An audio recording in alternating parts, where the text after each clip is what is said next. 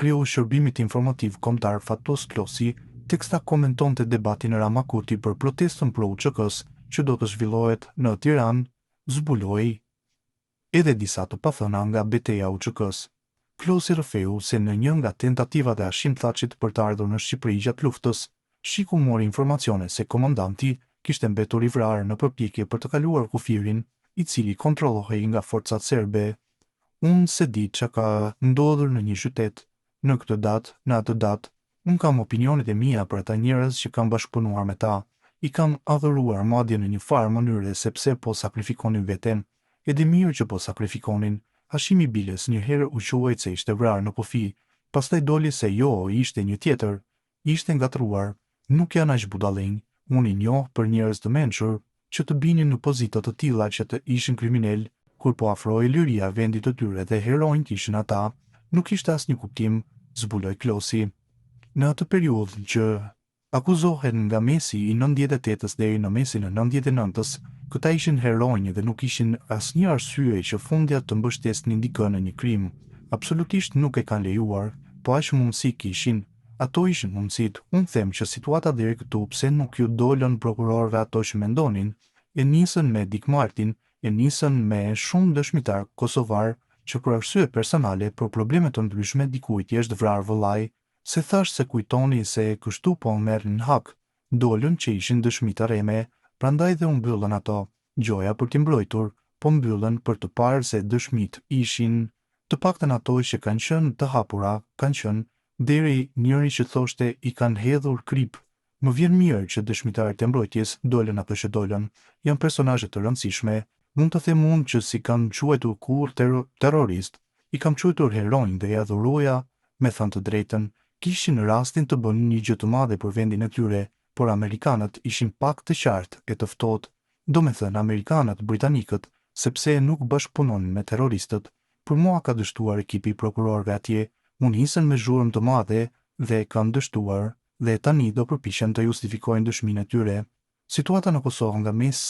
fillimi i bombardimeve është maj, nga fillimi i bombardimeve deri në qershor, që është akuza, në maj filluan bombardimet deri në qershor të 99-s që është periudha e akuzës. Natyrisht ka qenë një situatë e turbullt në Kosovë, një vend që po kalonte nga një sistem nga një vend i okupuar në një vend në forcat e NATO-s, që jepte një shpresë shumë të madhe që do të përfundonte në pavarësi.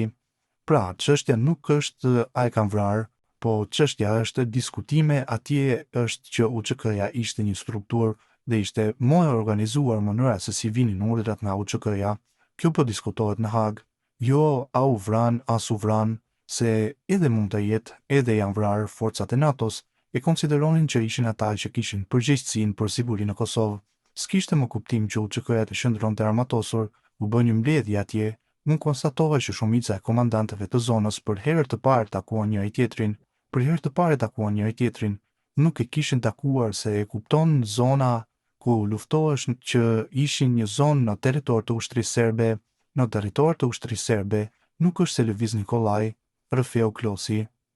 Ai shtoi më tej se këta njerëz që akuzohen sot në Hag i kanë njohur personalisht, sipas Klosit, është bërë një përpjekje 2 javore për të bindur komandantët e UÇK-s që të dorëzojnë armat pas luftës dhe në lojë kanë hyrë amerikanët. Unë këta njerëz i kam njohur personalisht, ne i mbanim heronj edhe gjatë luftës, sepse edhe ata kanë sakrifikuar, nuk janë nga ata general që rrinë në një shtab edhe vritën ushtarat poshtë. Edhe këta kanë kaluar disa hera të kufirin që ishte vërtet shumë i vështirë, që kanë ardhur në Tiranë, kanë shkuar në takime ndërkombëtare, domethënë kanë qenë vetë të rrezikuar. Ramushi, një nga më të shkathit, por edhe ky Selimi është komandanti një zone ku është luftuar seriozisht, ndërkohë që Hashimi dhe Kadria kanë qenë politikan. Kadria ka qenë shef i shërbimit informativ, po politik bëhej edhe atje, pra nuk janë këta njerëz që kanë qenë në luftë të burr. Pastaj nuk e imagjinoj dot që dikush prej tyre të ketë tërhequr këmbëzën. Ata po akuzohen që po, pse ushtria çlirimtare e Kosovës në luftë në fund të luftës dhe disa muaj nga akuza është mbas hyrjes së forcave të NATO-s në Kosovë, kur përgjegjësia s'ishte më.